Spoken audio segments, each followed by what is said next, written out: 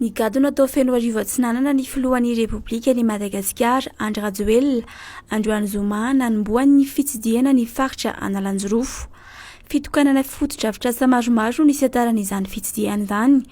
Notokanany ny lalana vita tara mampitoena Pasimbe amin'ny lalam-pirenena fahadimy ny zoma maraina.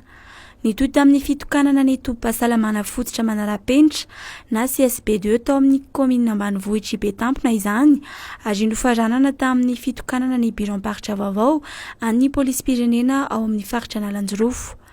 Nisy ihany koa ny fizarana vatitsinjo ho an'ireo trabona tao an-toerana tao aorian'ny fandalovan'ireo rivodozan'ny sesesy. Mbola hitora ampitso ny fitsidihan'ny filoha any amin'ny faritra iny.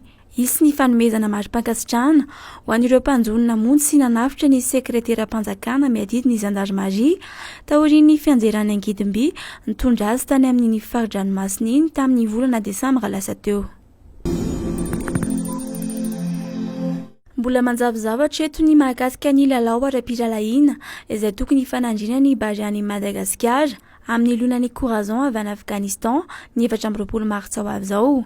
Mbola tsy fantatra mazavatra amin'izao na isy na tsisy io lalao io. Nanambara ny loharanom-baovao avy amin'ny Federasiona Malagasy ny Baolina Kitra, ny FMF, fa mbola tsy foana ny lalao kanefa kosa misy ny olana ara-bola izay manano sarotra ny famahana azy. Tsy misy vola intsony ao amin'ny kitapom-bola ny Federasiona raha ny fanazavany.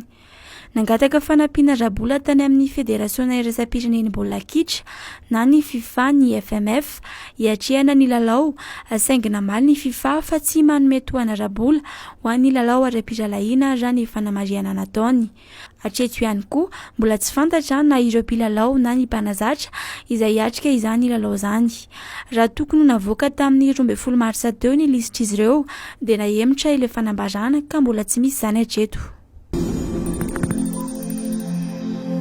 Nambarany Baomiavy Vainala Rarinirina, minisitry ny tontolo iainana teo aloha fa nahazo fankasitrahana noho ny fifanarahana eo amin'ny tsena iraisam-pirenena momba ny karazam-biby sy zava-maniry atahorana ho lantamingana na site ny fanjakana malagasy. Nahita mbokatra ny ezaka natao nandritra ny 3 taona tamin'ny fiarovana ireo hazo sarobidy. Nisolotra tamin'ny lafiny maromaro i Madagasikara ary nazona sitraka ny fanohanana ny asa fiarovana sy ny tsy fanapahana ny karazan-kazo rehetra nanomboka ny taona 2012. Teo ihany koa ny fampiarana ny tsy fandeferana eo amin'ny ady amin'ny fivarotana ireo karazana biby sy zava-maniry any anaty ala. Nisy ny famatsiam-bola R1 sy $100 azo hanatsarana ireo fomba anarahana ireo tambazotra misy ka any amin'ny faritra Menabe no hanaovana izany.